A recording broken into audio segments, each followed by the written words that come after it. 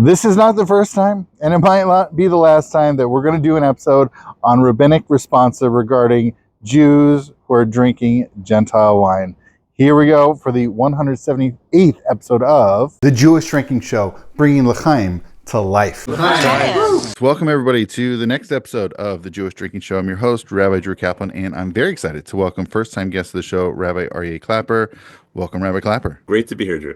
Absolutely. Thank you so much. So for those less familiar with Rabbi Klapper, he is Dean of the Center for Modern Torah Leadership and Rosh Beit Midrash of the Summer Beit Midrash, entering its 29th year of developing male and female Torah leaders. He co-founded the Boston Agunah Task Force, served on the Boston Beit Din for decades, and is an internationally consulted Halakhic authority. Rabbi Klapper is host of Taking Responsibility for Torah podcast and author of Divine Will and Human Experience, the explorations of the Halakhic system and its values. Just sign up, and you can also sign up for his weekly Torah essays, which I'm sure we can talk about a little bit later. But today we're talking about Rabbi Yair Bacharach and a couple of his responsa, right? Yes, talking about Chuvas 141 and 183, both of which address the question of people who drank non-kosher wine in public. Yeah, right. So before we dive into these two rabbinic responsa, Rabbi Klapper, would you mind sharing a little bit about Rabbi Bacharach for listeners who may be less familiar with him? So that's a great question. Like what I should share. There is a lot of historical writing, most of it focused on his personality and less about his contributions. Although Rabbi Yair has an essay more about his contributions. And there's some really interesting scholarship by Professor Jay Berkowitz that whom I have the privilege of learning Ḥavvot Yair with now as part of a separate chabura.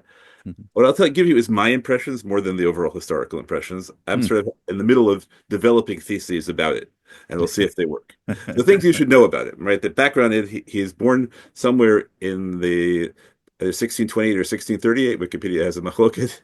Dies in 1702. He does, for most of his life, he does not have a rabbinic position. I think this is really important. I also think that he is probably the greatest halachist in Europe at his time. And so one of the things that really interests me about him is how you navigate being just really, really, really good at something and just never getting the position really that you think you deserve. He has a short position early in life.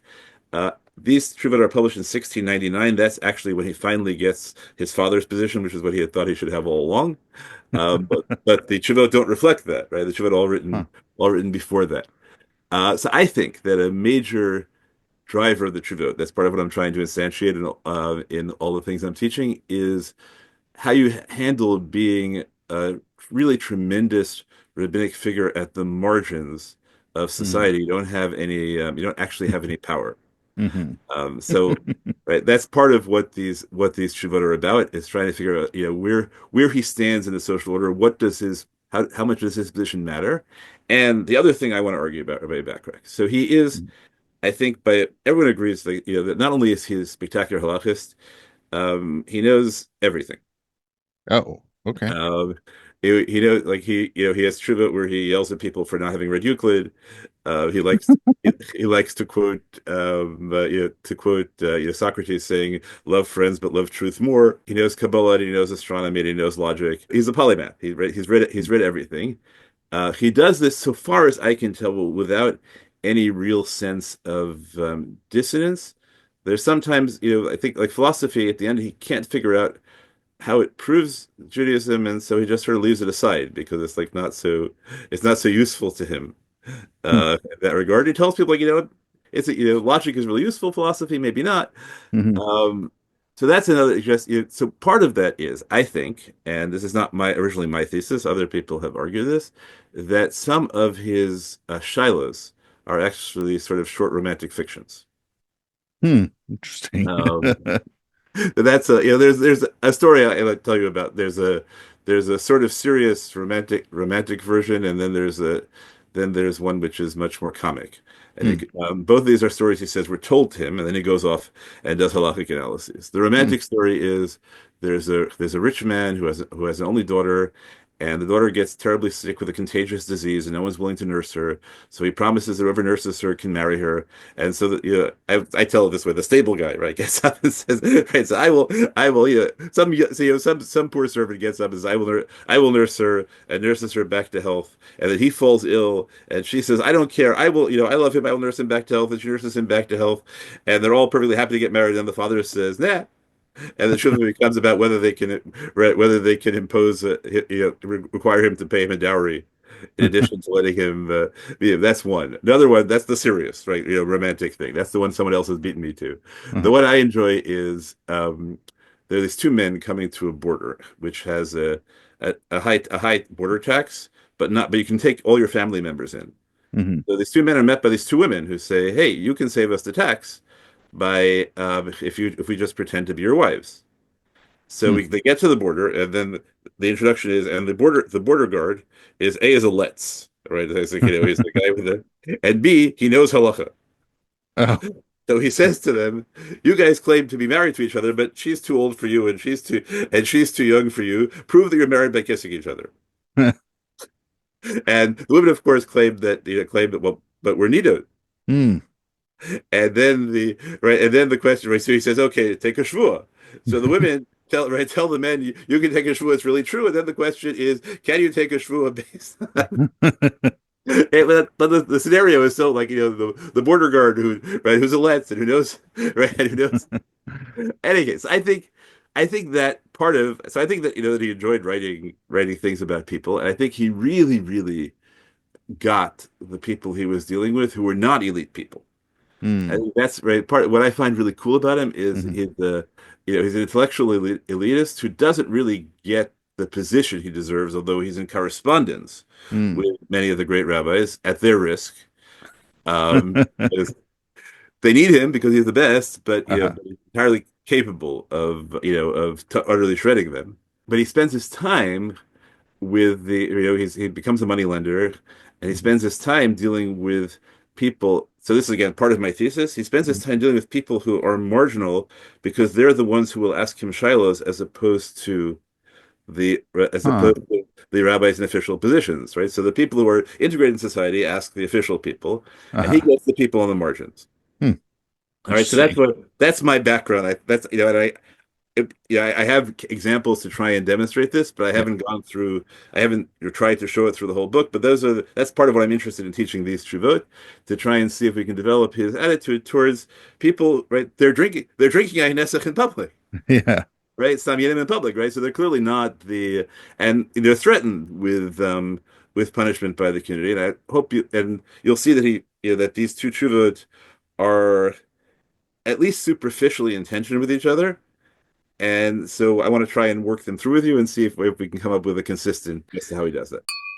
For some context about Gentile wine for listeners who may be less familiar. So we did touch, I will share that we did do episode 84 of the show was on Rabbi Moshe Isserles' censored responsum on Gentile wine with Professor Mark Shapiro. It's widespread. And the question is, people are not rebuking them. Presumably, the people not rebuking them would be the rabbis. Often rabbis don't rebuke because they feel that, no one's going to listen to them. So what's the point? But we still have to account for widespread avoidance of this prohibition, which is unusual in a traditional society, and lack of response to it. So therefore, Moshe Isserles is trying to see, well, maybe we can find some justification for them, because otherwise we have to regard all these Jews as sinners. So listeners may have listened to that, but for those who haven't, really briefly, Gentile wine is a problem to drink, and in Talmudic times it was a problem to sell, but at some point it became a little bit more, according to some authorities, more permissible to at least engage in commercially with, but for drinking purposes, still halakhically off limits. Right. But we should say, because it'll come up in the tshuva, off limits rabbinically as opposed to biblically. Right. Because a legal presumption is created, which is a fascinating notion in the context of communion wine, that none of the wine has been consecrated. There isn't actually wine that is consecrated to idolatry. Right. So it's a social barrier, and it's not right. It's no longer a genuine risk of consuming idolatrous products. Yeah. You mentioned 141. I think that's where we're starting.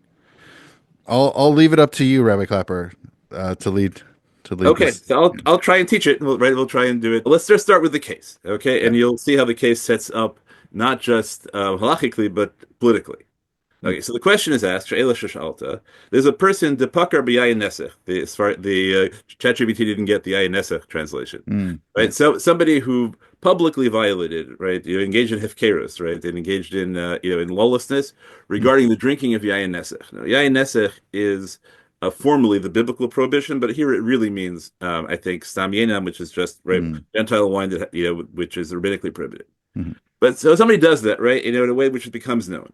Uvikshu kahal, it should be hakal. La'ansho b'mamon v'lasot kruzolav. And what they want to do is they want to fine him for doing. The community wants to fine him, and they want to publicly denounce him.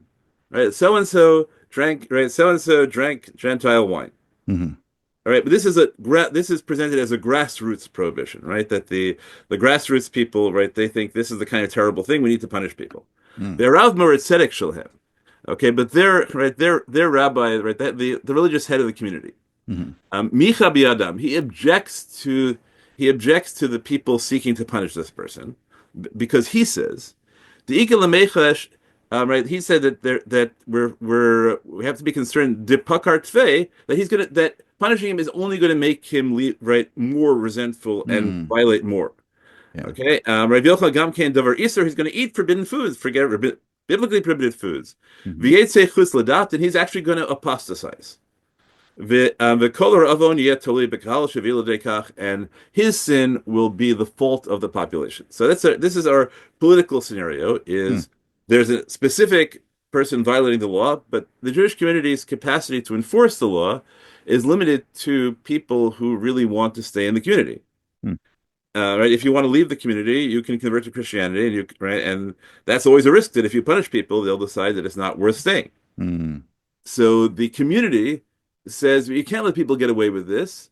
We might project and say, because why are we not doing this? Right? If he can just get away with it. Right, we know ourselves, right? You need to punish us. Yeah. And their rabbi says, but I know this guy is going to, right? This guy is just going to apostatize. And now here's the thing: nobody asks the Ḥavvot Yair. Hello, dear listeners. It's your host, Rabbi Drew. I wanted to break in right now and just say, hey. Thank you so much for listening. I really appreciate, or watching, however you're consuming this content. And I'm always open for new ideas, both for specifically the Jewish Drinking Show, whether it's topics, whether it's guests. I'm also looking for other resources that I can provide you with in the Jewish Drinking Project more broadly. Also, I'd really like to offer you the opportunity to sponsor this work. If you want to go to patreon.com/Jewish Drinking, I would greatly appreciate it. And if you have ideas for swag, also, please feel free to send them to me at drew@jewishdrinking.com. All right, thank you so much, L'chaim, and now back into the episode.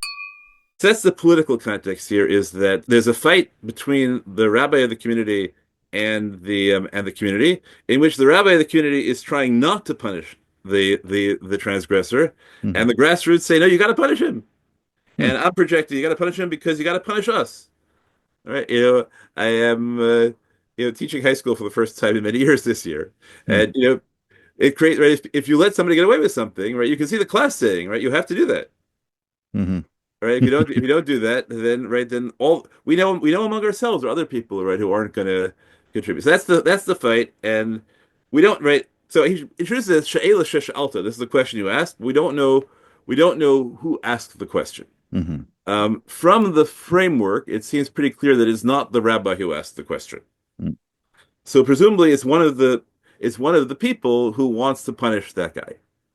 So now the Ḥavvot Yair, one of the things that I really love about his Shuvot is he often begins by giving you the evidence against the position that he likes, and he's very he's very transparent about the evidence, and that you could argue, but he's going to tell you why he thinks that evidence isn't dispositive.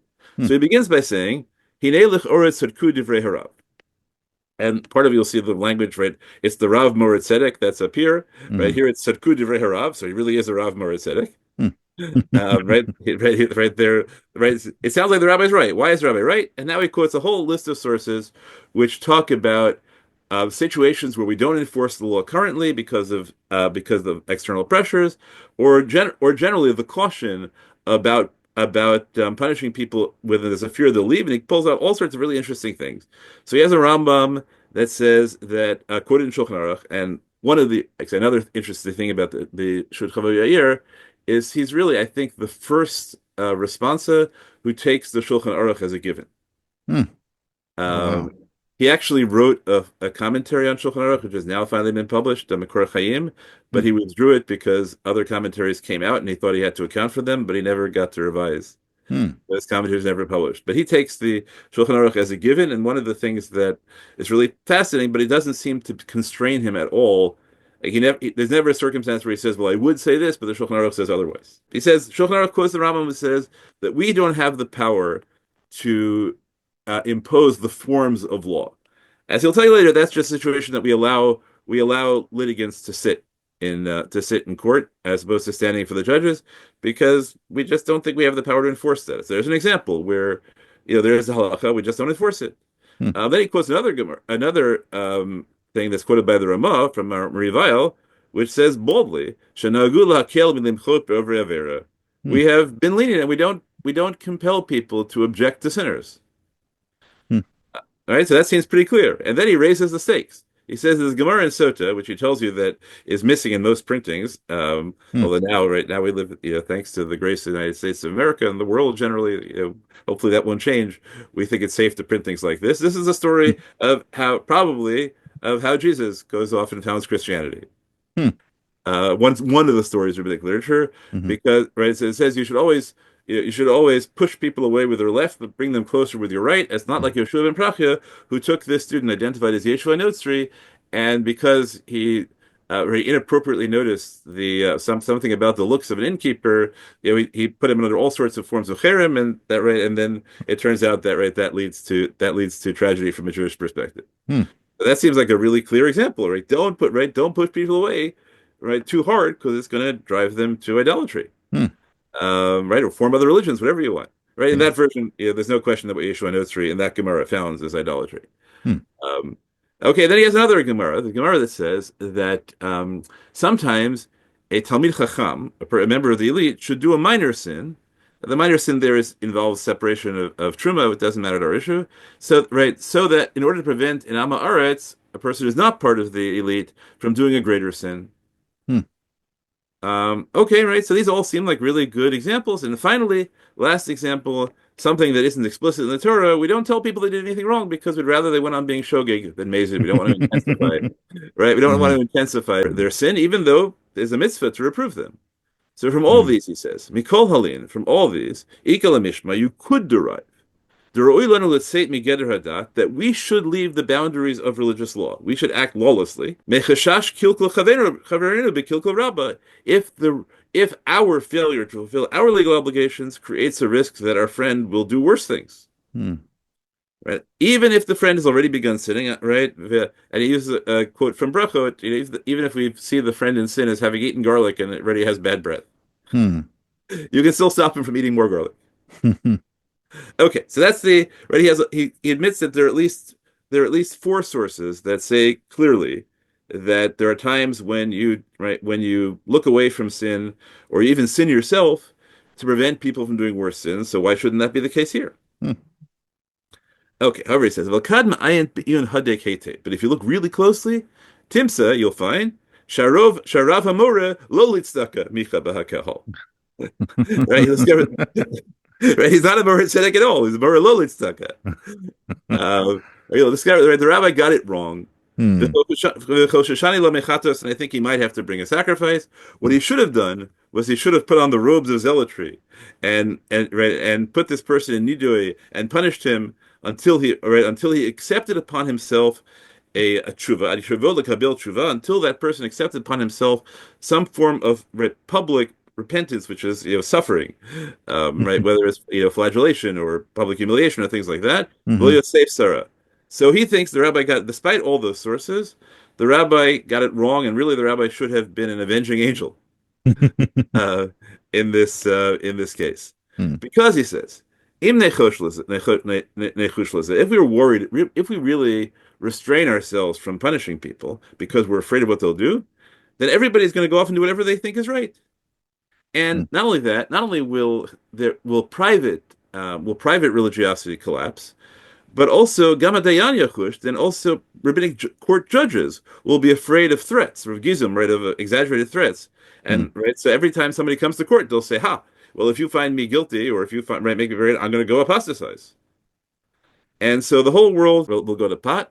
And he said all those sources really, even though he admitted earlier that one of them was about, was about garlic, somebody's already eaten garlic. In practice, really all the things where we're afraid of what the other person will do next, they're all cases where the person has not yet sinned at all. At least the two sources that seem to suggest we really care, which are right mutav shu shogigim, right, let them be innocent, or we sin for their sake. Those are all talking about cases where they haven't sinned. If they've sinned already, this doesn't matter at all, and the rabbi is completely wrong. That's the end of section 1.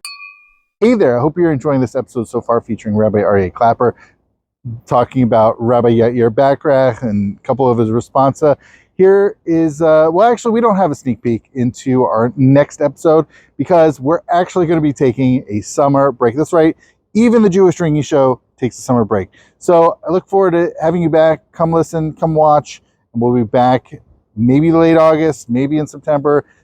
Check us out. We'll be here. All right, thank you so much. And now back into the episode. Now he has to go through all the evidence and explain that it's right, and explain that it's really not true. So he does it by either saying that that's either a case where the person hasn't sinned yet, or it's a case where we know for sure that the person won't accept rebuke, so there's no point, or it's talking about a narrow case, just about the laws, the formal laws of court. It's not actual laws, or if we're afraid that the person can genuinely threaten the judges. Right? They said that that statement in the Maram, which says that we have a practice of being lenient about our obligations to object to sinners. That's only mipnei chashash sakana shel hamochim. That's only if we're afraid that they're going to physically assault you. Well, mikshash kulkulam shel bali avera, not because we're worried that they're going to sin worse. That can't be our concern. And what about the case of Yeshua Notzri? That's because he overdid it.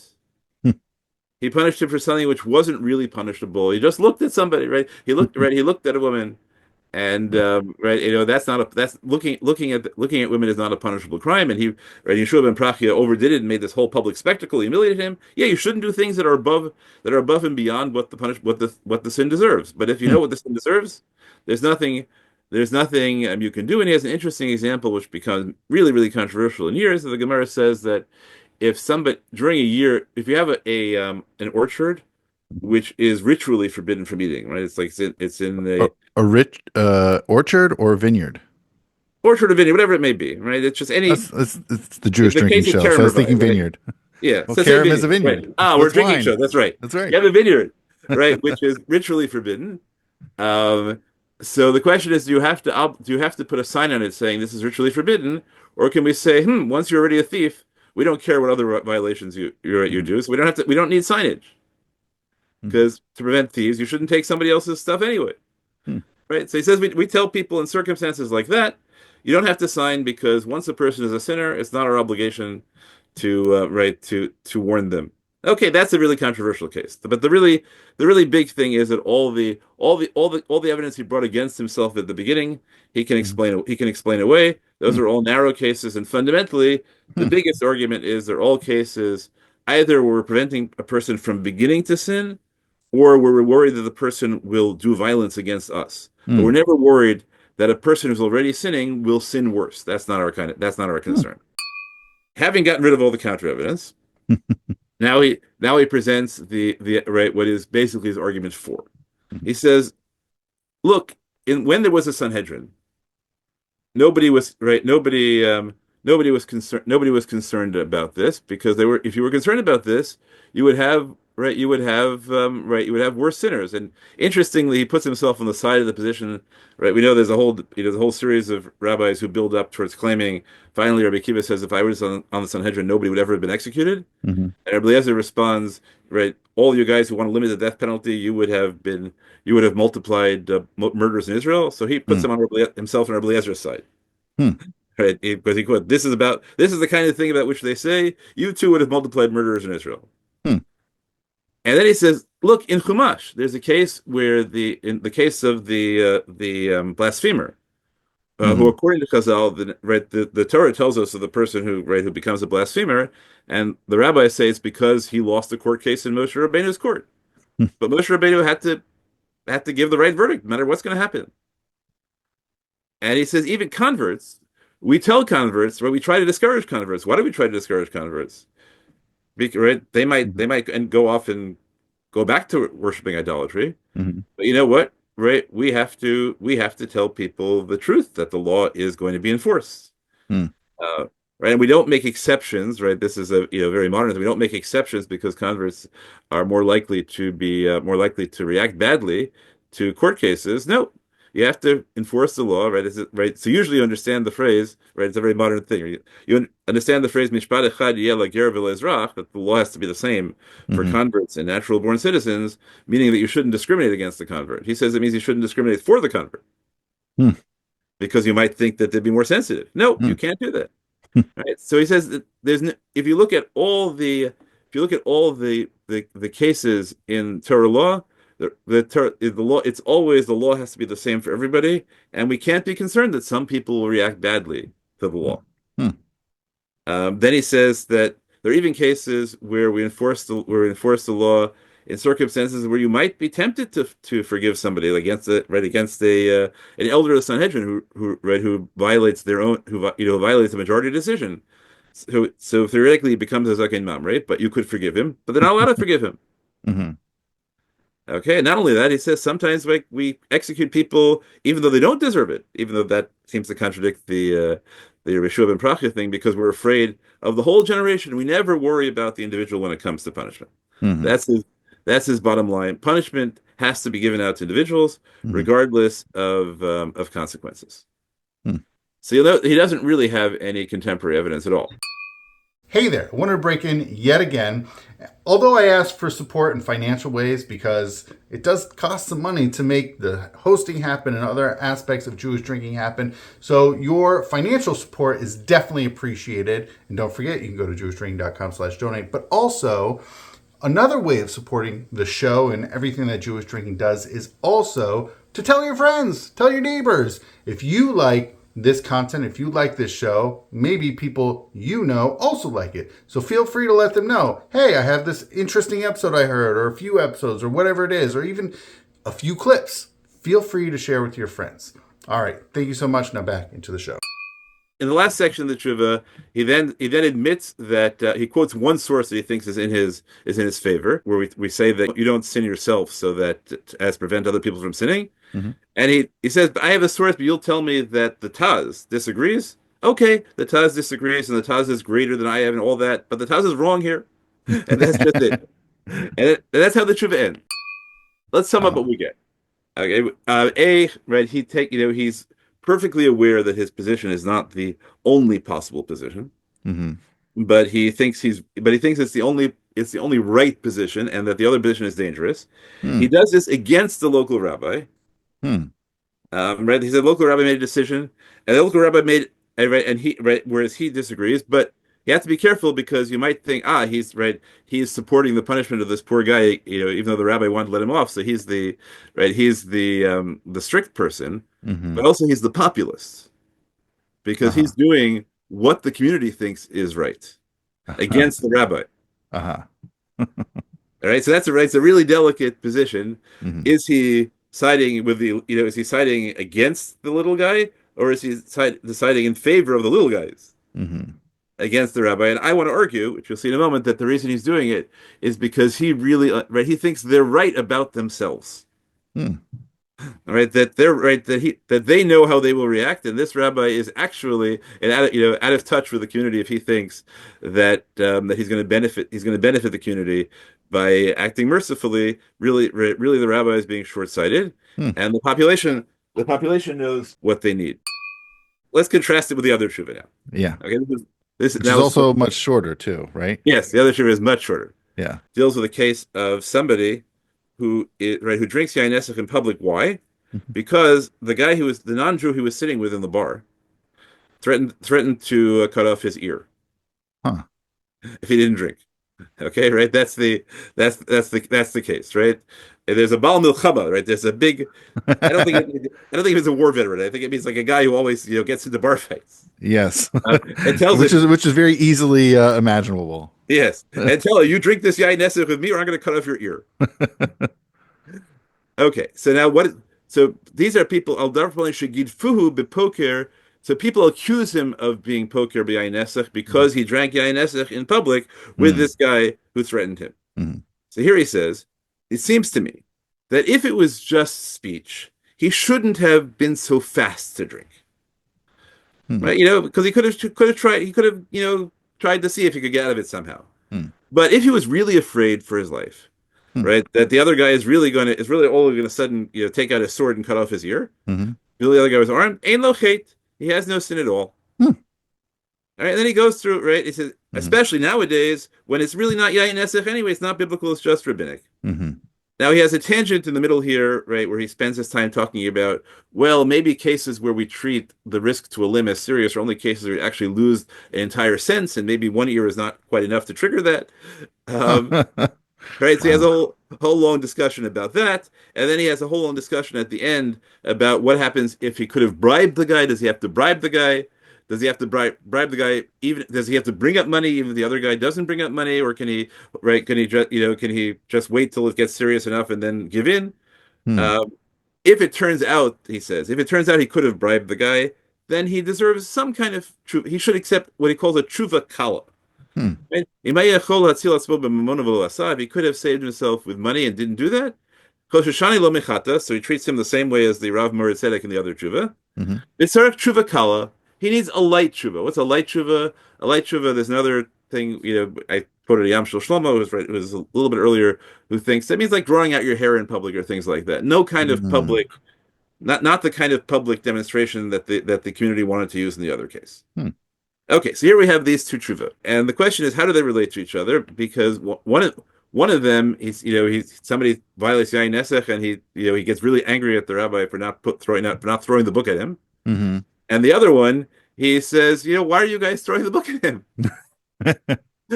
It's just the Rabbanan. Yeah. All right, so I want to argue Mm-hmm. that the common thread here is that he empathizes with the common people, Mm-hmm.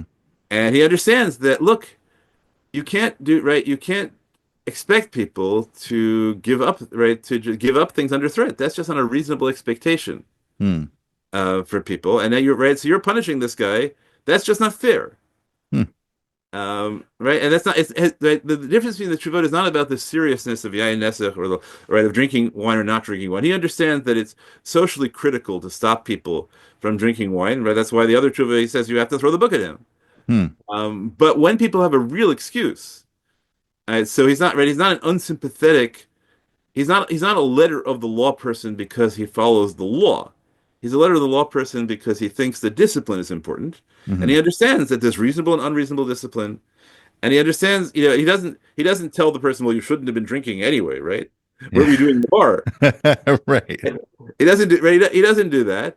Never go back to the bar. Right? He understands that's what people do. They go to bars, they drink. They drink beer instead of wine, so it's all good. But there's always a risk when you're in a bar that somebody's going to threaten to cut your ear off.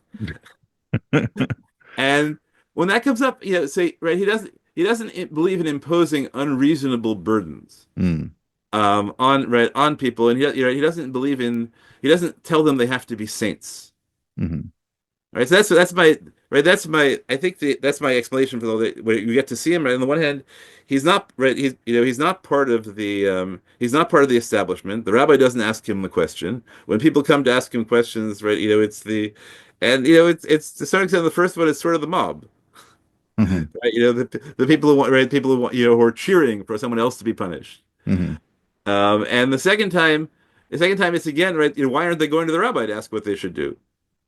Right, it's because we're not talking about probably not talking about an official thing. We're talking about all his friends are saying you're a drinker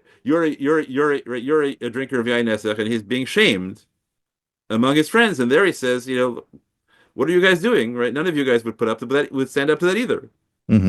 You're all being hypocrites. So I think that he really, really I think he really, really understands the population that comes to him. But we shouldn't think that somebody who understands the lower class thereby means that if they get in power, they're going to be lenient. Mm. Right? Part of understanding them from his perspective is that they understand themselves and they think we need law.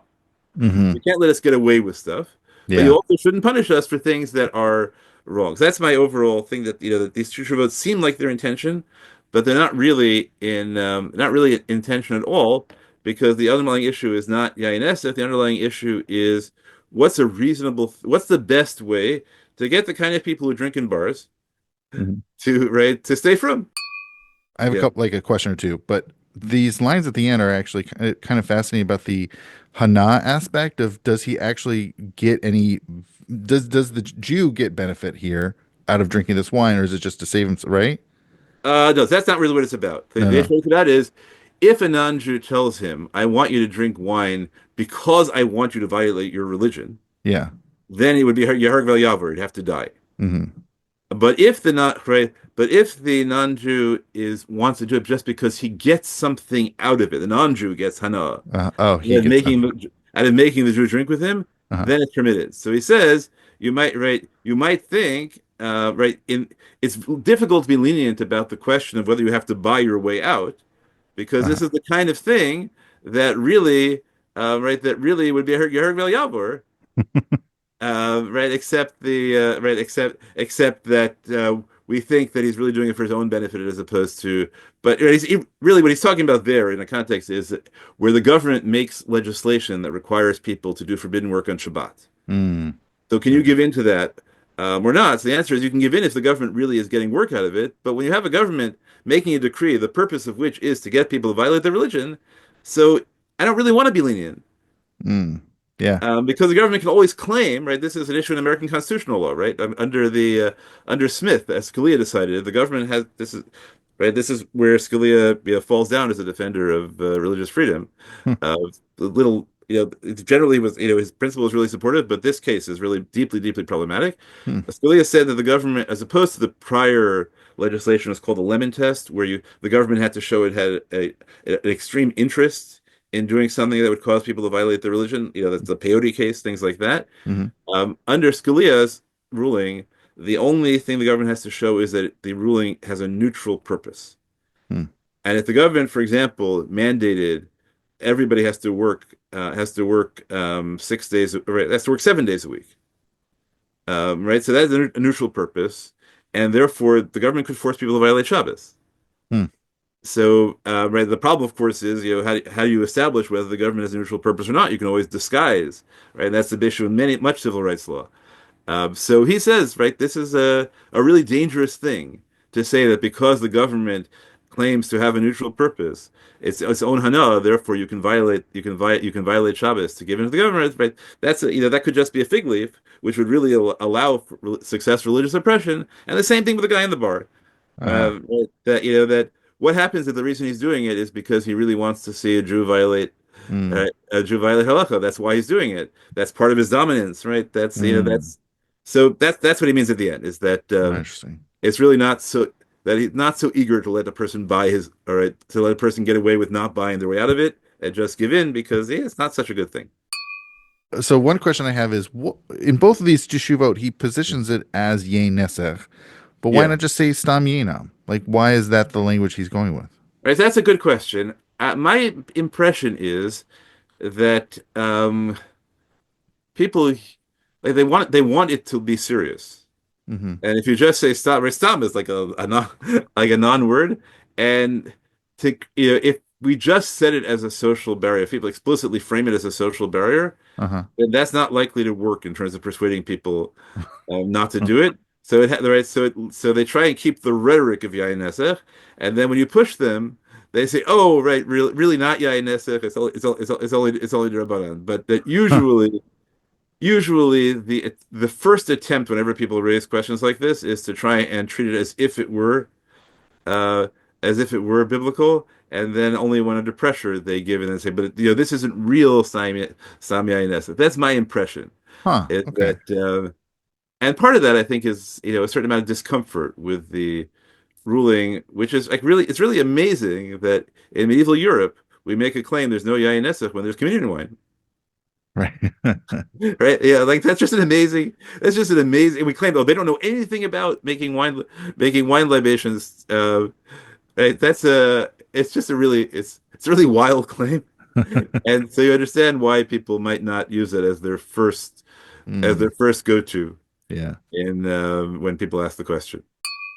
By the way, I do really appreciate what you mentioned about like people in bars that, yeah, they're probably having, I don't know, vodka, whiskey, definitely beer. That doesn't seem to be a problem, at least for Rabbi Bacharach. So like, at least he doesn't write about that. Yeah, no, the general question of whether you should go to bars, right, alcohol, right, that's the whole separate Halakhic discourse, Right. about going there. But that's not. But he doesn't say you shouldn't have been there, Right. right? He doesn't say you should have been talking to him because he has many tshuvas which are much worse than this about where he just acknowledges that it's just economic necessity. Jews have to engage in all sorts of relationships with non-Jews. He has tshuva about why is it that all our women go into yichud in non-Jewish homes? And he just thinks that's economic necessity. There are even worse ones. So right. So I think that's part of his practicality is that he really just has no. And he defends somebody, right, who deliberately sends someone into a situation of yichud with pretty explicit sexual harassment. Oh, wow. Because what else are you supposed to do? If the community wants to give him a living to do something, right, to not do that, right, all the better. So yeah, so it's very unlikely to tell people that you're wrong to have been in a situation where where you're in any kind of socializing with Gentiles because that's just not economically practical. And part of that is that Gentiles are going to threaten you. Like you can't even avoid drinking with Gentiles who are carrying swords. Right. Right. That would be my take. Yeah, that's his culture. That's Yeah. So the one I didn't do with you, which was fun, is he has a group, a chabura with a Purim lottery, and they all cheat. But that's the group that asks him shilas. Yeah. But they run the lottery twice, and somebody cheats both times. But they ask shilas. Right? That to me is like the beauty of his audience. Is they're not great people, but they care, and and it's a really beautiful, I think, illustration of how you handle that kind of relationship when you don't have power, you only have influence, and they're not people who are really they're not going to be saints, they don't want to be saints, but they have some good in them. Yeah. And his job is to try and bring out the good in them as much as possible without trying to completely reform them. Rabbi Klapper, this has been insightful, fascinating. And before we go, is there anything you would like to promote? Well, first of all, thank you for the opportunity.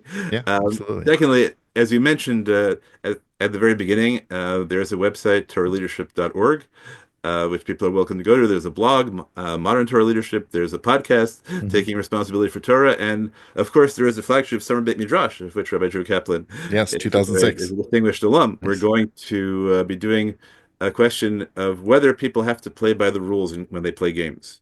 Or the fun way of asking like the whole question of how halakha applies to games is, why is a play action pass permitted in football? Isn't it a violation of Gneva Stas? Right? You're not allowed to deceive people, right? So it's obvious to you that it isn't. Yeah. But the question is why? And the answer to the question of why seems to carve out spaces where we relate, right? Where the halakha, like halakha proof spaces, right? Things like that. So that's the question. Interesting. So people who have the right skills are encouraged to apply. There is on the website. There's a sign up sheet for the weekly essay as well.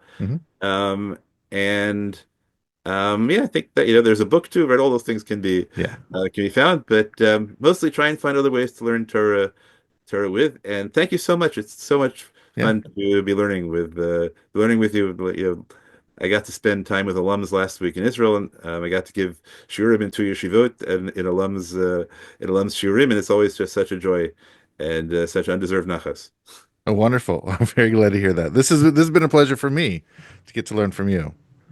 So, all right. Well, with that, Rabbi Klapper, thank you so much, and l'chaim. L'chaim. L'chaim.